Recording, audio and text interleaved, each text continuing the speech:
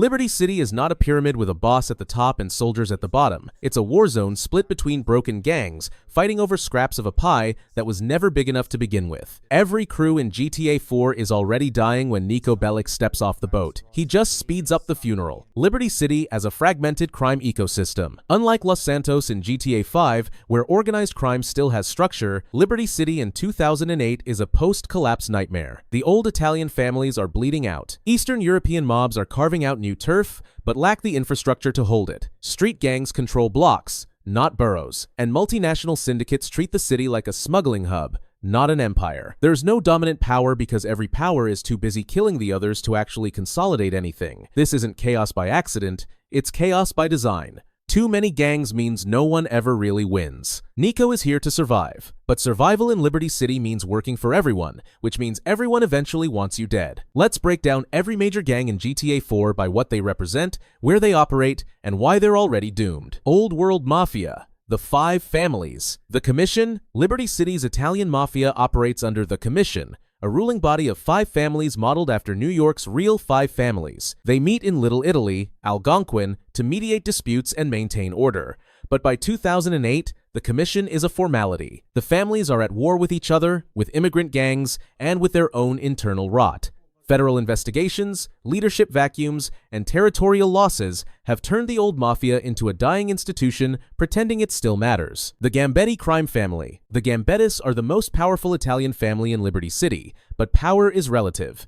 Based in Broker, Dukes, and Algonquin, they control high-end gambling, political corruption, and parts of the diamond trade. They're the Gambino equivalent, the biggest fish in a shrinking pond. John Gravelli, the dying Don, runs the family from a hospital bed. He hires Niko through UL Paper, a shadowy government contact, to assassinate political enemies. Gravelli frames every hit as patriotic work, cleaning up Liberty City for America. But it's just mob housekeeping disguised as statecraft. Gravelli dies in 2008. The Gambettis are still dangerous, but they're not growing. They're holding territory while the feds circle. They represent the mafia's final evolution from street thugs to political puppeteers. But even puppeteers die when the strings get cut. The Pavano crime family. The Pavano family is the second most powerful of the 5 families.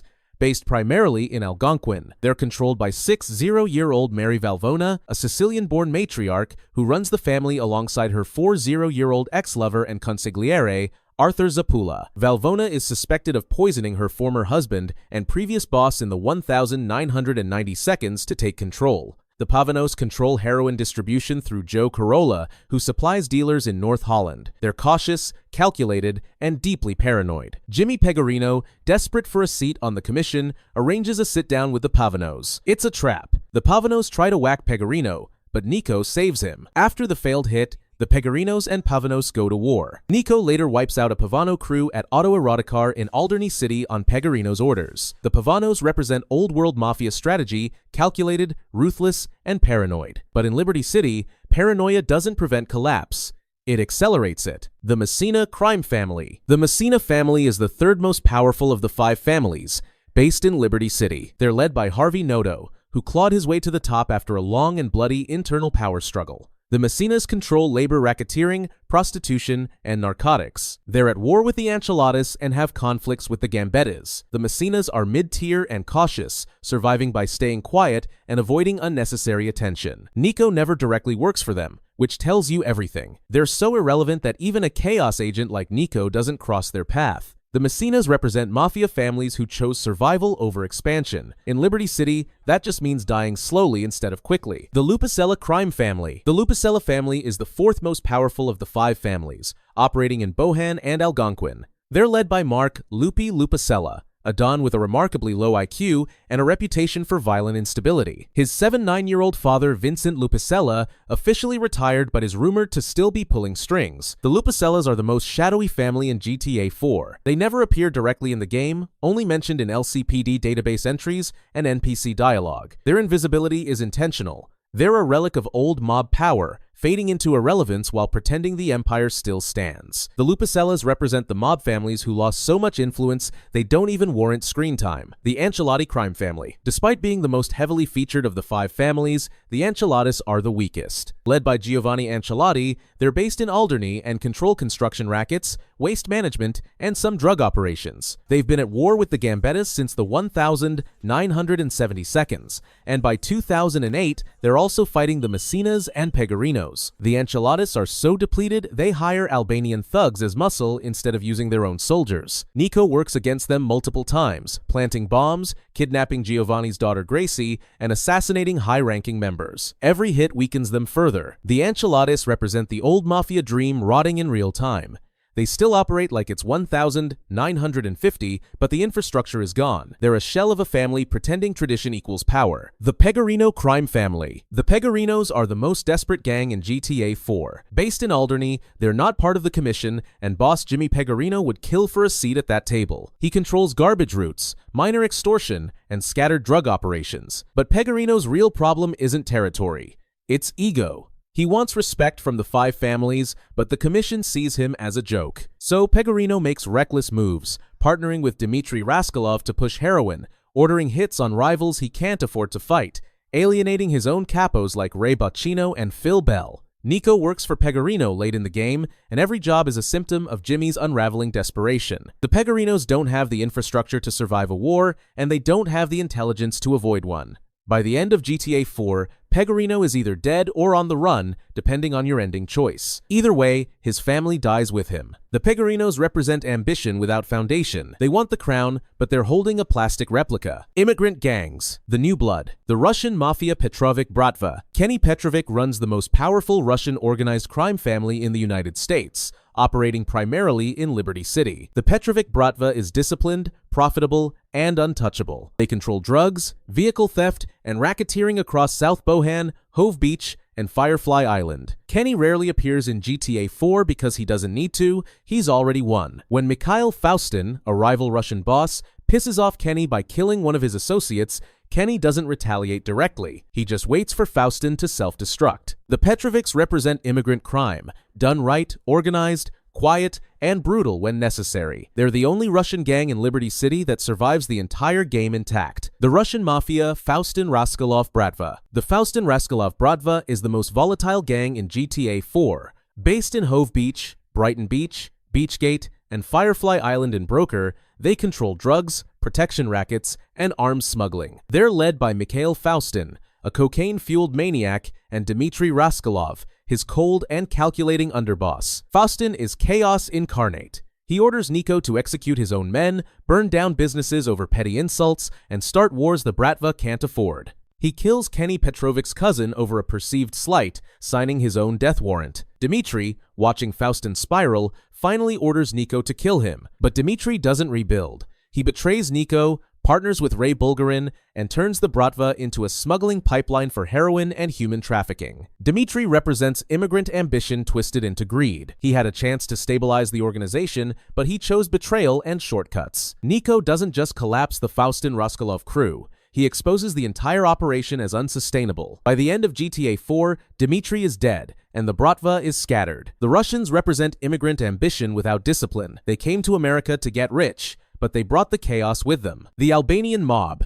The Albanians are the most underestimated gang in Liberty City. Based in Little Bay, Bohan, and operating in Hove Beach Broker, they control loan sharking, blackmail, extortion, and work as hired thugs for larger organizations like the Ancelotti crime family. Dardan Petrella runs a small Albanian crew that loans money to desperate immigrants. He and his partners, Bledar Morina and Kalim Vulaj, harass Roman Bellic for gambling debts, despite warnings from Russian mobster Vlad Glebov to back off. When Niko confronts them, he breaks Dardan's arm. Dardan retaliates by beating Roman, but Niko hunts him down and kills him. The Albanians are ruthless and organized, but they're too insular. They don't trust outsiders, which means they can't expand beyond their ethnic base.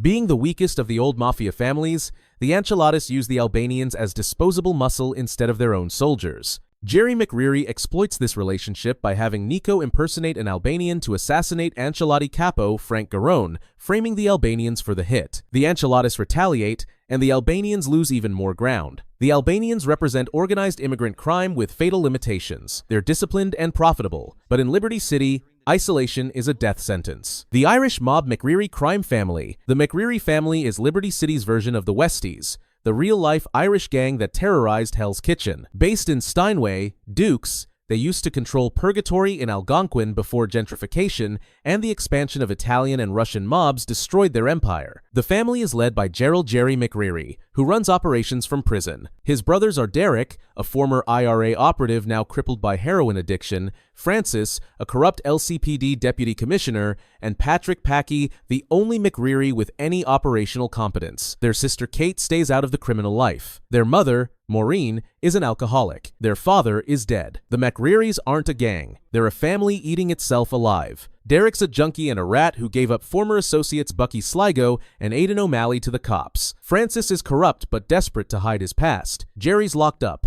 Packy's the only one holding things together, and even he's drowning. Niko works for Packy, and together they pull off the Bank of Liberty heist, one of the cleanest jobs in the game. But the McRearys are already finished. Derek and Francis conspire to kill each other, and Niko has to choose which brother dies. At the funeral, the Albanians attack in retaliation for Jerry's earlier manipulations. The family survives, but barely. The McRearys represent immigrant legacy turned poison. They came to America for a better life, but all they built was a trap for their children. By the end of GTA 4, Jerry's in prison, one brother is dead, and the family's criminal operations are reduced to hired muscle for the Pegarinos. The Yardies, Jamaican Posse. The Yardies, also known as the Jamaicans or informally as the Hillside Posse, operate out of Beechwood City and Shotler in Broker and Willis in Dukes. They're a loose coalition of Jamaican posses led by Real Badman, a paranoid and ruthless gangster, and his underboss Little Jacob, Niko's close friend and arms dealer. The Yardies control cannabis, firearms, and cocaine distribution. They operate out of the Homebrew Cafe in Beechwood City, a front for their drug operations. Real Badman is a violent hothead who starts wars over territory and respect. Little Jacob is calmer, more strategic, and the only reason the crew survives as long as it does. Niko works for the Yardies multiple times, eliminating rival dealers in South Bohan, killing Russians who tried to extort Badman, and protecting Jacob during ambushes by rival Jamaican posses and suppliers. The Yardies are constantly at war with the Triads, Albanians, Russians, and even other Jamaican crews. The Yardies represent street-level immigrant hustle, loud, visible, and easy to target. They don't have the infrastructure to survive a coordinated attack. They survive because Little Jacob is smart enough to avoid unnecessary wars and because Niko keeps bailing them out. But the Yardies are one bad decision away from extinction. Badman's paranoia and violence will eventually get them killed. The Triads. Liberty City's Triads are split into three main factions, operating out of Chinatown in Algonquin and Cerveza Heights in Dukes. They control drug shipping, gambling, extortion, and arms smuggling. The most important group is led by Shin Jiaoming and his son Chan Jiaoming. Another group is led by Wu Kenny Lee. A third faction is controlled by Zhou Ming. The Triads supply narcotics to the Angels of Death and the Korean Mob. They're global, disciplined, and invisible. Unlike other immigrant gangs, the Triads answer to Hong Kong and Beijing, not Liberty City. They're here to move product and disappear. Niko barely interacts with them, which tells you everything. The Triads aren't interested in Liberty City's street wars. They're here for logistics, not territory. The Triads represent globalized crime, efficient, invisible, and untouchable. They don't collapse because they were never rooted in Liberty City to begin with. The Korean Mob. The Korean Mob operates out of Alderney City, Alderney, running counterfeiting, drug trafficking, and other rackets. They're supplied by the Jiaoming Triad clan and work alongside the Irish Mob through connections with Derek McReary. The LCPD database suggests the Korean Mob is involved in the drug trade, but little else is known about their operations. Their leader is killed by Niko as a favor to John Gravelli and UL. Paper, destabilizing their operations. The Koreans represent immigrant gangs that stay under the radar.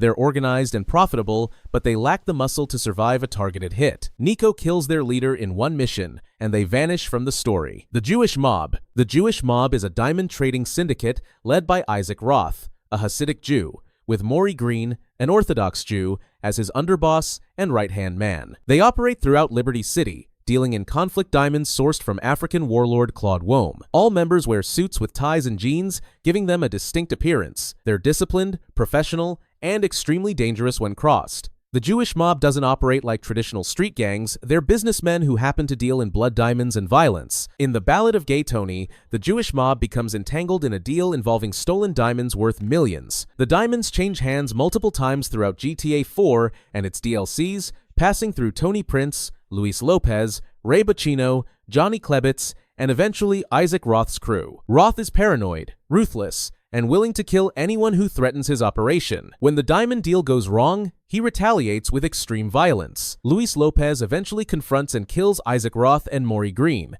ending their operation. The Jewish mob represents niche organized crime, small, specialized, and deadly. They control one lucrative market and defend it with everything they have. But in Liberty City, specialization without diversification is a death sentence.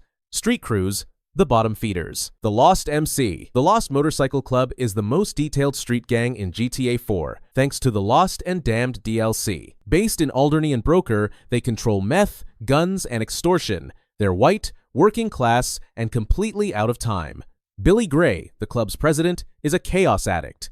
He starts wars the club can't win just to feel alive. Johnny Klebitz, the vice president, tries to hold the club together through pragmatism and discipline, but Billy's recklessness destroys everything. Niko works against the Lost multiple times, killing members and disrupting their operations. Johnny works against everyone, the Angels of Death, the Triads, the Russians, even Billy. By the end of The Lost and Damned, Billy's in prison, half the club is dead, and Johnny's barely holding on. The Lost represent white working-class collapse. They're not immigrants chasing the American dream, they're Americans realizing the dream was always a lie. The Angels of Death MC. The Angels of Death are the Lost's rival biker gang, operating out of Beechwood City and Broker. They control similar rackets, meth, guns, extortion, but with more discipline and less internal drama. They're supplied with narcotics by the Jiaoming Triad clan. Niko and Johnny both fight them, and they're systematically wiped out by the end of The Lost and Damned. They represent what happens when street gangs try to play by organized crime rules without the infrastructure.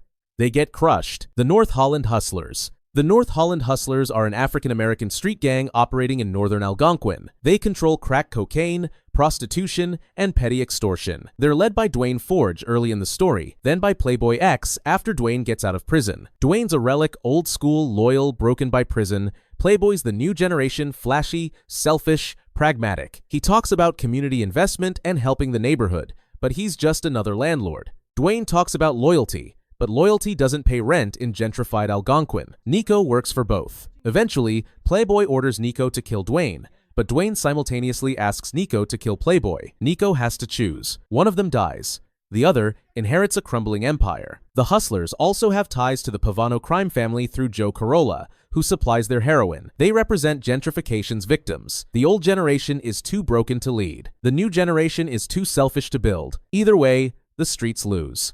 The Spanish Lords. The Spanish Lords are a Puerto Rican gang operating throughout South Bohan, Cerveza Heights, East Holland, and Alderney City. They control drugs, prostitution, and street-level extortion. They're constantly at war with the North Holland Hustlers. Manny Escuela, a former Spanish Lord turned community activist, hires Niko to clean up the streets by killing Spanish Lords members. The irony isn't lost on anyone. Manny's trying to rebuild his reputation by erasing his past, but he's just another hustler with a different pitch. The Spanish Lords are wiped out in a montage. They're that forgettable. They represent the gangs that don't even get backstories, just bodies. The Northwood Dominican Drug Dealers. The Northwood Dominican Drug Dealers are a small crew led by Willie Valerio, operating out of Northwood, Algonquin. They're essentially the Dominican wing of the Spanish Lords, sharing territories and occasionally socializing with them. They work with the Pegarino crime family, serving as muscle for their waste management rackets. Luis Lopez, the protagonist of The Ballad of Gay Tony, has connections to this crew before leaving the life behind. The Dominicans represent the bottom tier of street-level crime, small-time dealers trying to survive in a city that chews them up.